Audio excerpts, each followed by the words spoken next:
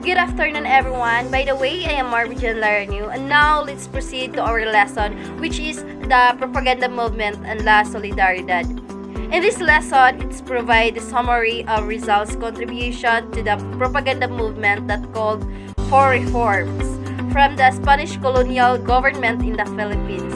So in this particular, this lesson explains the principle of assimilation as advocated by the propaganda movement led by La Solidaridad.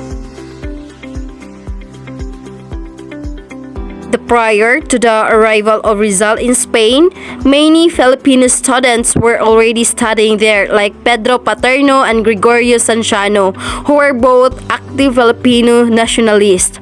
When Rizal arrived in Spain in 1882, there was an atmosphere of activism, led mostly by students.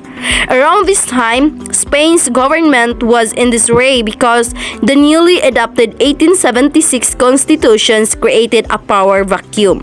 As political parties tried to consolidate their power and politicians tried to secure their personal agendas, shifting from one political bloc to another became common.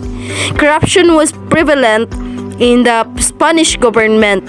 Furthermore, a series of government and cabinet reorganization followed shortly after every change of party alignment. In addition, many people in Spain were illiterate because of the lack of primary and secondary schools. Most importantly, the church was still a formidable force in almost every aspect of the Spanish society. This was the situations in Spain and Rizal witnessed when he arrived. He was also welcomed in atmosphere of liberalism, which exposed him to ideas formerly foreign to him. This was when he became aware of the concept of assimilation, wherein the Philippines can be considered as a province of Spain and not just a tributary colony. For Rizal, this meant that Filipinos could be equal with the Spaniards. Shortly after arriving in Barcelona, Rizal started contributing to the short-lived bilingual newspaper, Diarying Tagalog, together with Marcelo H. del Pilar. Most of Rizal's contributions were focused on the idea of national regeneration through education. Likewise, Rizal also contributed to other publications led by Graciano Lopez Haina. Haina was the first to lead a series of protests in writing against the injustices of the Spaniards in the Philippines in the newspaper Los Dos Mundos. Later on, Rizal found himself writing side by side with Haina's criticism against the Spanish colonial regime. In 1883, Rizal's resentment against the Spaniards intensified when he received a letter from his brother Paciano. The letter informed him about the new Calamba priest, Father Villafranca, who was threatening their father and demanding for advance rental payments. In 1884, Haina and Rizal delivered speeches at the Exposition de Bellas Artes in Madrid, where two Filipino painters were given recognition. Juan Luna received an award for his Spolarium and Felix Resurrection Hidalgo for his Virgens Christianas Expuestas al Populacho. In their speeches, Haina condemned the abuses of the friars and the Spanish colonial government in the Philippines, whereas Rizal encouraged the Filipino youth to follow in the footsteps of Luna and Hidalgo. Rizal's speech received various interpretations both from Spain and the Philippines. In the Philippines, Rizal's speech was considered seditious.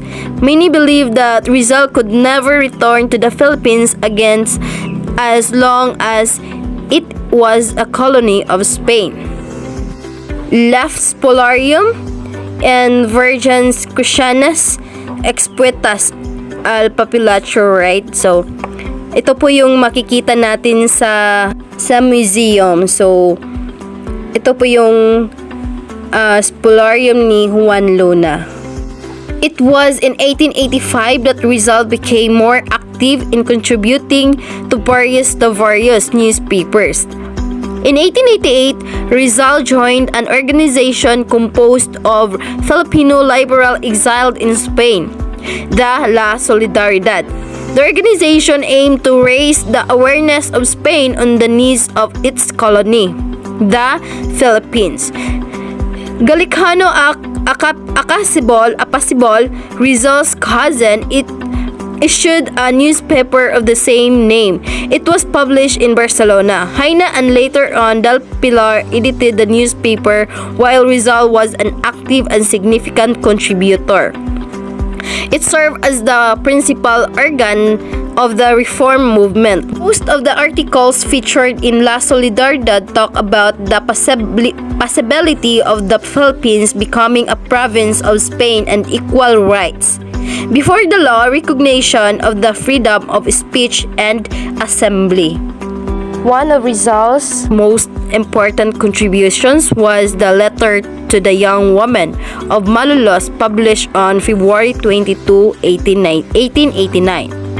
It was recognized the efforts and bravery of 20 women from Malolos who wrote a petition letter to Governor General Valeriano Weyler to allow them to put up a night school where they could study the Spanish language and under the tutelage of Teodoro Sandico. Through the petition was initially denied because of the pressures and influence of the friars. The perseverance of the women of Malolos prevailed. Jose Rizal also made a fearless forecast on the future of the Philippines within 100 years in his work, The Philippines a Century Hence. It analyzes the various causes of the miseries suffered by the Filipino people under the Spanish colonizers. In connection to this, Rizal wrote another essay published in La Solidaridad in Madrid in 1890 entitled The Indolence of the Filipino, as a response to the accusation of the Spaniards that the Filipinos were indolent. Rizal argued that several factors can be identified for such and most can be rooted in the abuse committed by the Spaniards directed to the Filipinos. Jose Rizal's outstanding talent and passion for writing, as evidenced by his numerous works, greatly antagonized the friars who were the usual target of his criticisms. After Jaina quiet writing for the group, Del Pilar assumed leadership. There were stories that Rizal was offered the position of editor but rejected it as he thought it might create a rift between the top propagandistas. Soon, Rizal stopped writing for the newspaper to dedicate his time in addressing the Calamba agrarian dispute that was further fueled by the eviction of the Mercado family from the Dominican lands. Sa pagkagising ng mga Pilipino sa maling pamamalakad ng Espanyol, sila ay nagtatag ng kataas-taasan, kagalang-galang na katipunan ng mga anak ng bayan o ang KKK. Noong ikapito ng Hulyo 1892, pagkatapos mabuwag ang La Liga Filipina at ipinatapon si Rizal sa dapitan at itinatag sa pangungunan ni Andres Bonifacio ang kataas-taasan, kagalang-galang na katipunan ng mga anak ng bayan, KKK na mga AMB ng katipunan. Kasama na sina Teodoro Plata, Ladislao Diwa, Valentin Diaz at si Jose Dizon. Itinatag nila ito sa bahay ni Diotato Arellano sa number 72 Calle Azaragas sa Tondo, Maynila. Layunin nitong samahan na magkaisa ang bayan upang palayain ang Pilipinas mula sa Espanya sa pamagitan ng himagsikan. Malinaw sa kilusan na hindi naman sapat ang paghingi ng reforma sa Espanya dahil hindi naman ito nakinig sa mga hinaing sa mga Pilipino. Sa mga problemang hirarap ng mga Pilipino, pinakamalubha ang kawalan ng hustesya at ang kalupitan ng Guardia Civil, ang pagkait sa kalayaang maghayag at mag-ipon, ang limitadong edukasyon ng mga Pilipino at ang pagpapabaya ng gobyerno Espanyol sa komersyo at industriya. Mula 1892 hanggang 1896, lumaki ang kasapian ng katipunan mula sa iba't ibang antas ng lipunan at bahagi ng Pilipinas. Sumiklab ang himagsikan laban sa Espanya noong 1896 at parang isang apoy ang kumakalat sa iba't ibang panig ng kapuluan. Ang katipunan ang sinasabing pinakaunang paghihimagsik laban sa isang pananakop sa bansa ng Asia. Bilang isang kilusan, ang katipunan ay mayroong dakilang layunin, nagsisilbing gabay sa lahat ng mga kasapi. Ang mga layuning ito ay binubuo ng tatlong tema: pampolitika, sibika, at moral. Sa layuning pampolitika, hinahangad ng katipunan na palayain na ang Pilipinas mula sa mga Espanyol.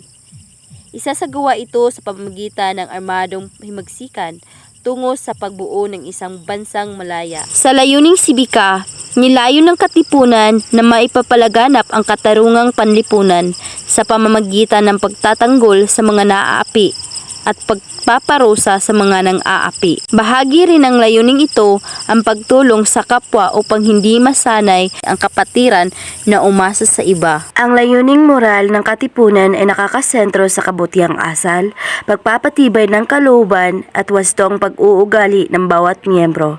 Batin na katipunan na mahalaga ang malinis na kalooban sa ikakatagumpay ng mga adhikain ng kasamahan. Si Diotato Arellano ang unang pangulo ng katipunan. Nailuklok siya sa posisyon noong 1892. Noong Pebrero 1893 ay pinalitan siya ni Roman Basa bilang pinuno ng katipunan. Noong 1895 naman muling nagkakaroon ng pagpapalitan ng liderato kung saan si Andres Bonifacio ang nagiging pangulo. Ang tawag kay Andres Bonifacio ay Supremo. Namuno si Bonifacio sa maraming labanan kontra sa puwersang Espanyol. Ang kanyaring mga sulatin ay naghubok sa diwa at kaisipan ng himagsikan. Isinabuhay niya ang mga aral ng katipunan na kanyaring sinikap pagyamanin. Sa ilalim ng kanyang liderato, nagpatuloy ang paglakas ng kilusan hanggang sa tuluyan itong naghimagsikan sa pamahalaang kolonyal noong 1896.